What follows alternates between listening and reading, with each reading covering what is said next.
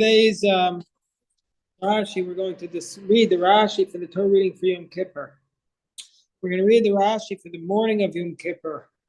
Check from Parshas Acharei Mos, the book of Vayikra, chapter 16, verse 1. Then, good day. We're starting the Rashi for the reading on Yom Kippur, which is from the book of Vayikra, chapter 16, verse 1. Okay. So it says, so why do we read this reading on the morning of Yom Kippur? It seems obvious that it's the reading for the service of Aaron in the temple. And that's what we do on Yom Kippur, which is, this Aaron service directly comes from these verses. So if we understand this Rashi, then we'll understand the service of Aaron in the temple on Yom Kippur, and we'll understand the whole Musaf liturgy. So, Vayidaber Adonai Moshe, God spoke to Moshe, Acharei mot shnei bnei Aaron, after the death of the two sons of Aaron. Jeff, we're doing Vayikra today, so you might want to get a regular Chumash, because we're doing the Torah reading for the morning of Yom Kippur, which comes from Leviticus chapter 16, verse 1. Okay, so sorry, but you could use a regular Rabbi Steinsaltz Chumash. So God spoke to Moshe after the death of the two sons of Aaron, when they came before God and they died. It's on your chair, Ben. It's on your chair right behind you. So Rashi says, why is the Torah telling us this? We already know that the two sons of Aaron died when they came before God. Why does it have to say this now? So Rabbi Lazar ben Azariah, Moshe Mashal. It's like Rabbi Lazar ben Azariah made a parable. And what's the parable? He says, it's compared to a sick person. That a doctor came to treat him. The doctor says, don't eat the cold food. Don't sleep in a damp place. But a different doctor comes along and says to him, the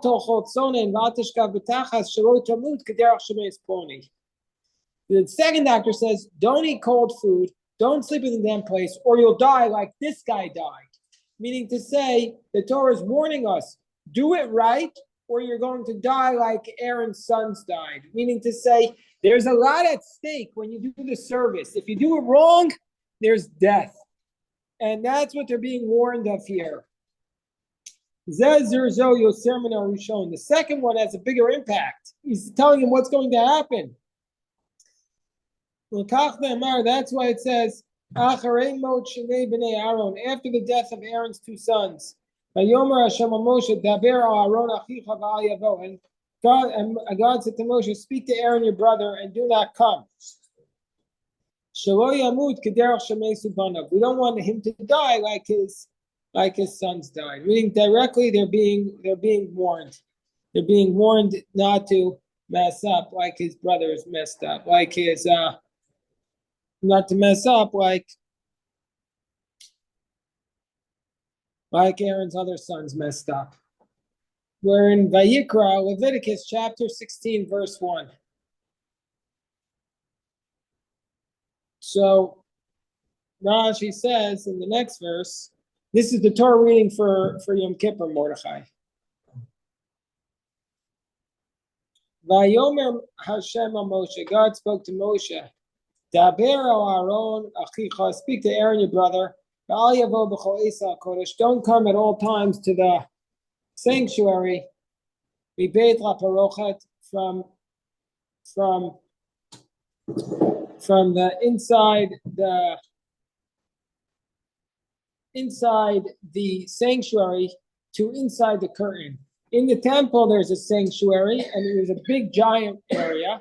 That big giant area is divided into two parts. 2/3 of it is the sanctuary, and the other third, which is behind a curtain or else a wall, depending on whether it was the Mishkan or the temple, is the Holy of Holies. So now God says to Moshe, tell your brother Aaron, don't come into the Holy of Holies, El Pnei HaKaparah Shel Aaron Bo Yamut.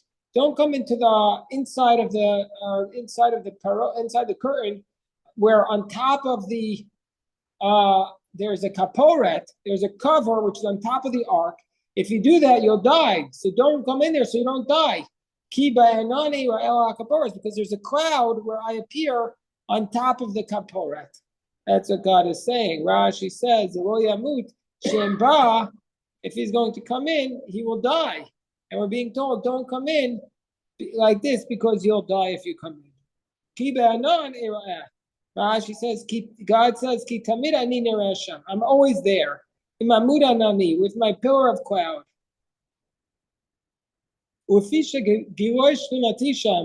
Because my revelations are there, he has to be very careful that he doesn't come there regularly. That's the verse's simple meaning. So that's the verse's simple meaning.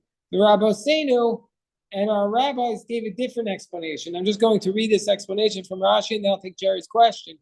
What does it mean? It means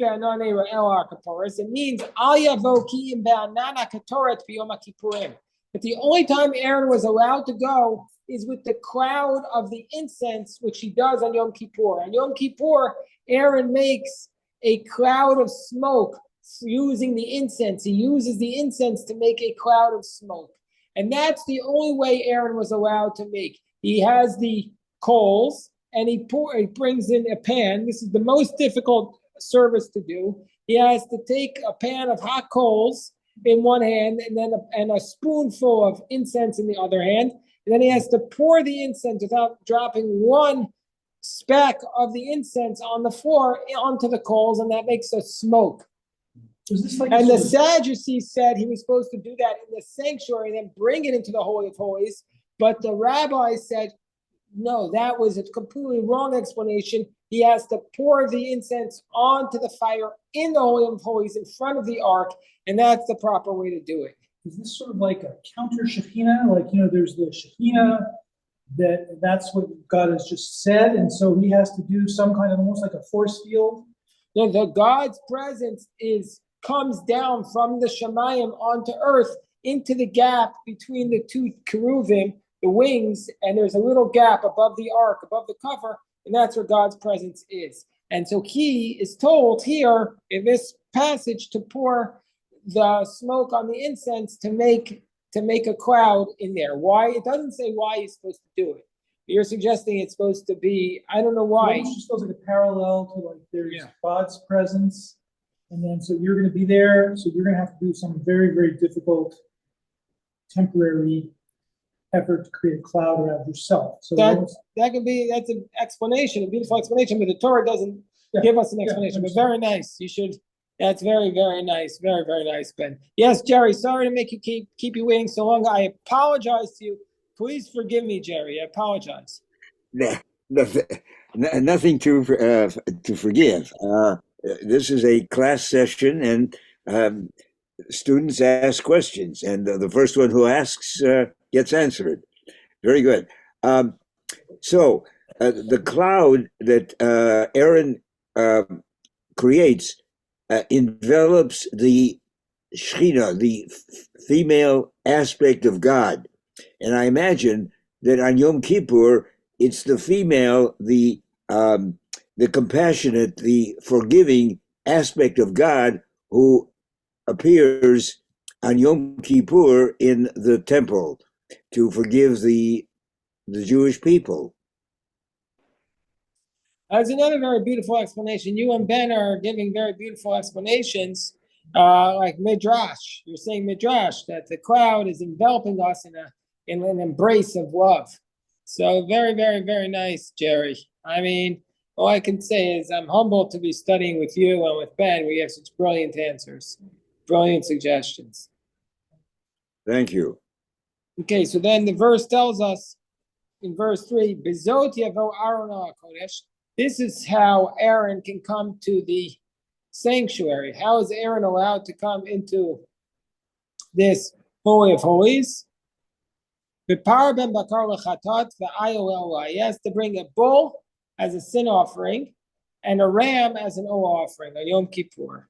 Rashi says, Bezot, with this, is a gematria, is the numerical value of Arba Meot Ve'eser. It's a numerical value of 410. Remez L'Bayit Rishon. This hints to the first temple.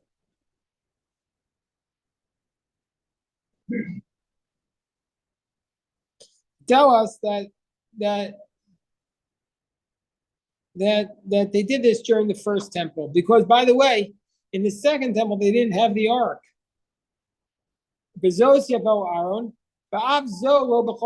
Aaron can't do this whenever he wants. Aaron was only allowed to go in to the Holy of Holies once a year. Aaron was once a year into the Holy of Holies. Like some Jews are 3 times a year Jews, or 2 times a year Jews, or 1 time.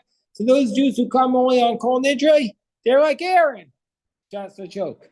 They're not like Aaron, but there's something to be said with going once a year into the Holy of Holy place.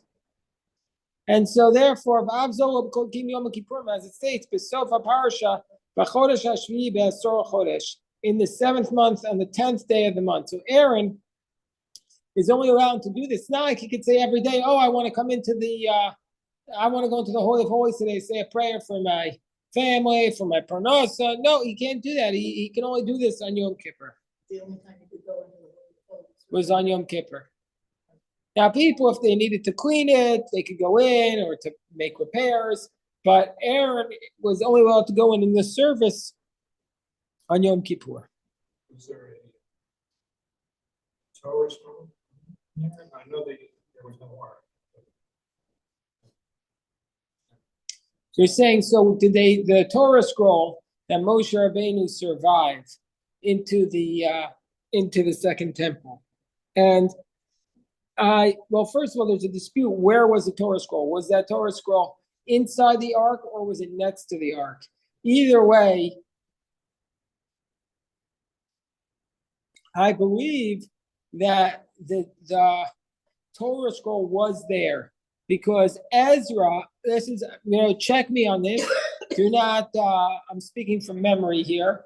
So check me, please tell me if I'm making a mistake. But I believe Ezra found the Torah scroll that Moshe Rabbeinu wrote, and he used that to make corrections. And then I believe when Apostomus burnt, it says that on the 17th of Tammuz we fast because Apostomus burnt a Torah scroll.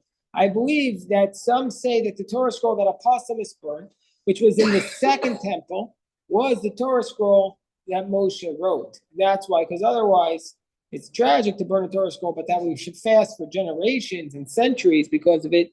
I think that has to do with the fact that it was the Torah scroll. So I believe the Torah scroll did survive to the second temple, but not the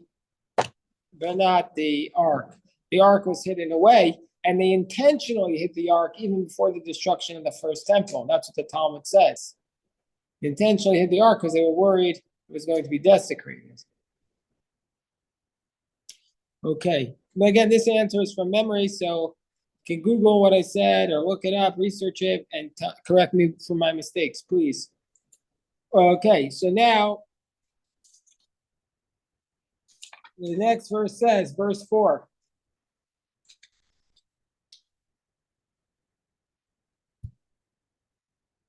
When Aaron goes in, he has to wear a ketonet bad kodesh yilbash. He has to wear a linen tunic that is holy. He has to wear that. And he has to wear linen pants on his flesh. He has to wear a linen belt. And he has to wear a turban of linen. Big day kodeshim. These are our sacred garments. And he shall wash his flesh in water and then wear them. So first of all, these are 4 garments that Aaron is supposed to wear when he goes into the Holy of Holies.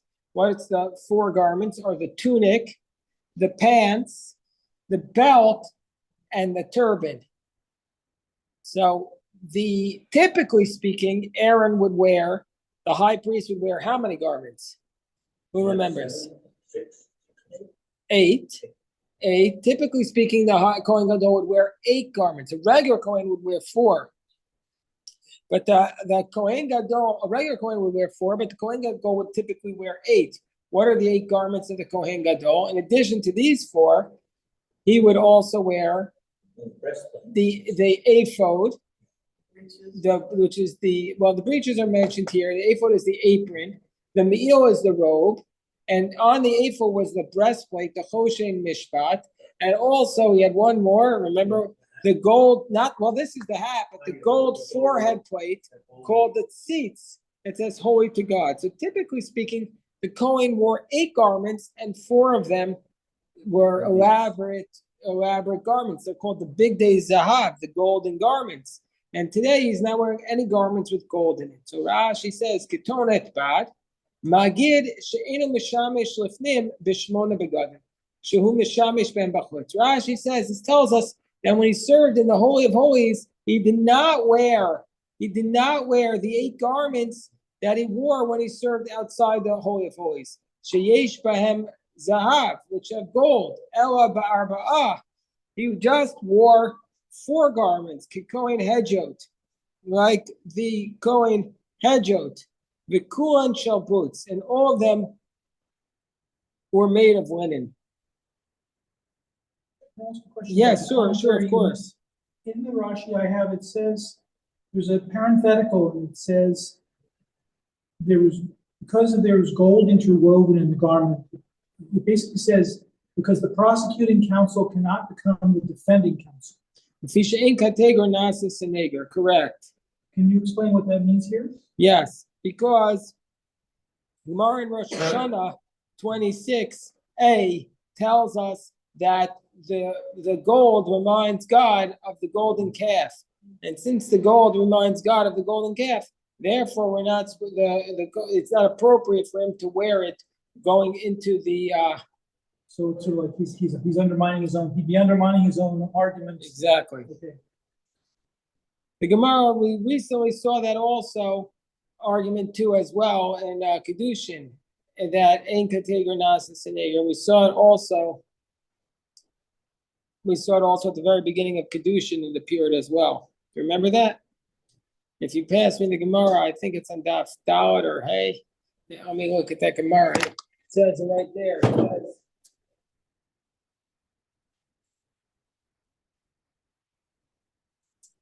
I think we saw at the beginning of Kedushin. Here we go. See here, right here, Daf Hey. Wow. Once in a while I remember it. I don't know how I got it right. I remembered it. Okay, beginner's luck. It says that the Gemara asked the question that why can't you divorce a woman with money? Why can't you can marry a woman with money, betroth her with money? Why can't you give her $1 and say now you're divorced? So the Gemara says, because the people will say money brings in and money divorces, Senegor, the defense, i.e. that good thing which allows you to get married, has now become the kateger, the prosecutor, which effectuates the divorce. So the Gemara says, well, if that's the case, the contract is what effectuates a divorce, and also the contract is allowing her to get married. Why don't we say kateger yasa senegor? Why don't we say the prosecutor has become the defense attorney? The Gemara asks that question. And the Gemara says they're 2 different contracts. That's the Gemara's answer. But there, I remember that phrase, the prosecutor cannot become the defense attorney. It appeared, remember in the Daf Yomi, we did it 38 minus 5 is 33 days ago. Beautiful. We did it 33 days ago, and now it comes right here. I always remember that phrase because I remember when I heard it for the first time, my father told it to me when I was like 6 or 7 as we were walking into the shul to daven, and he told me this thing of Ein Kateger Nasa Seneger. Of course, that's what happened in the profession. You start out with a prosecutor, and then to make money, you become a defense attorney. So I guess that's a problem.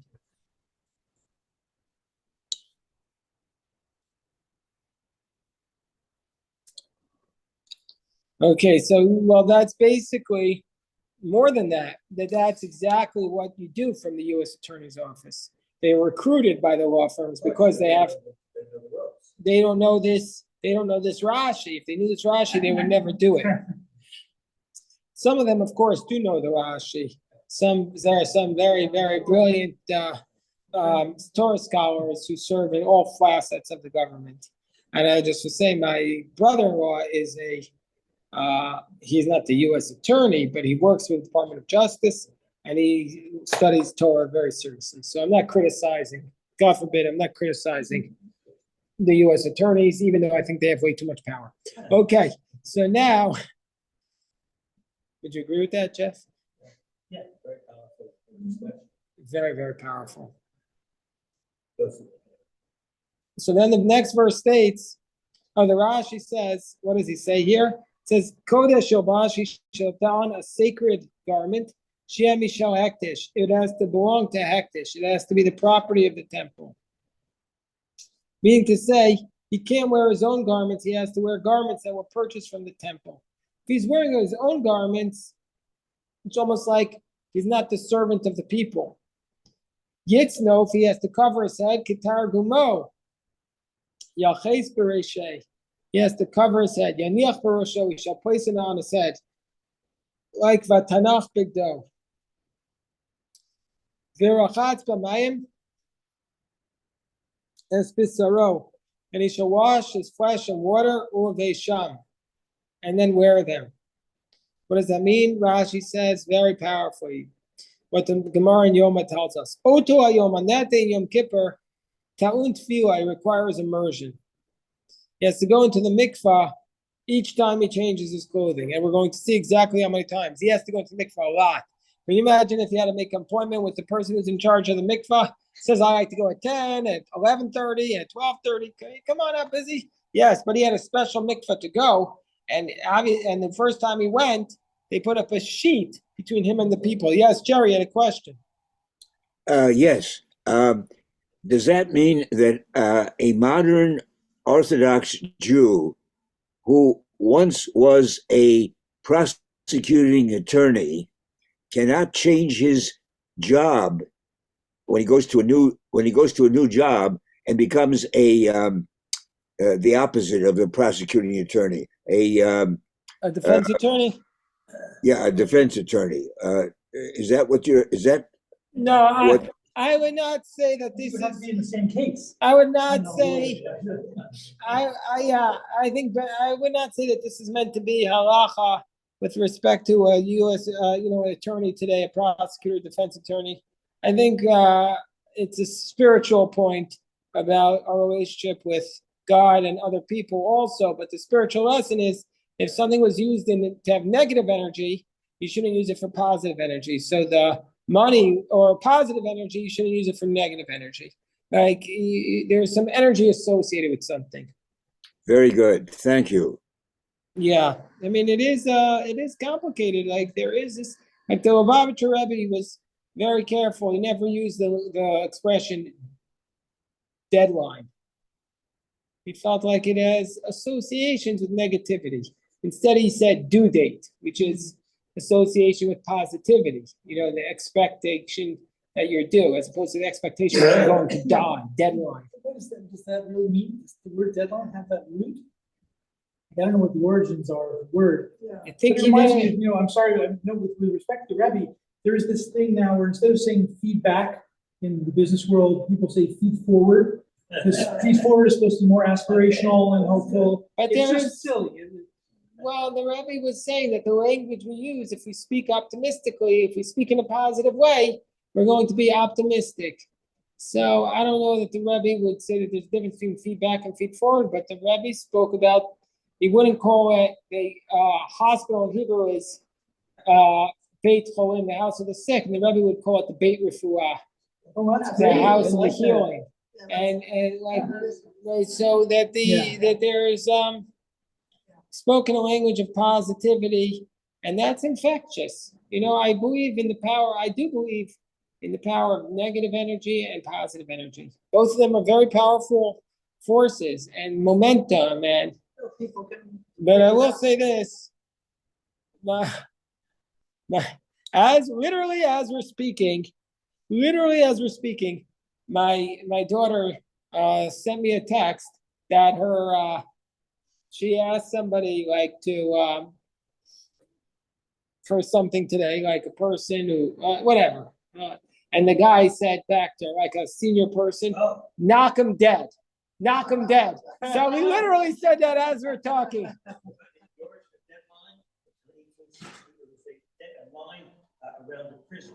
Prisoners would be shot dead. Oh my gosh, okay, so There you then the have it. Rebbe's, I take back what I said, the Deadline Rebbe. is, You know, I've learned that every time I've said something negative about the Rebbe, it's been a tremendous, I've been wrong. Meaning to say, the Rebbe was obviously human, and I think people who say he's not is just doing a tremendous disservice to him. His greatness was that he was human, but he had such a vision. And if the Rebbe told me not to say deadline, I'm not going to say I never say deadline, but I try to remember not to say deadline. Be shot dead. No, I won't be dead. So, all right, we'll stop here and we'll dive in mincha at Just say this one one. thing Yes, about yes, sure. Rashi. I'm just looking at this thing, it says, he has to wash 10 times.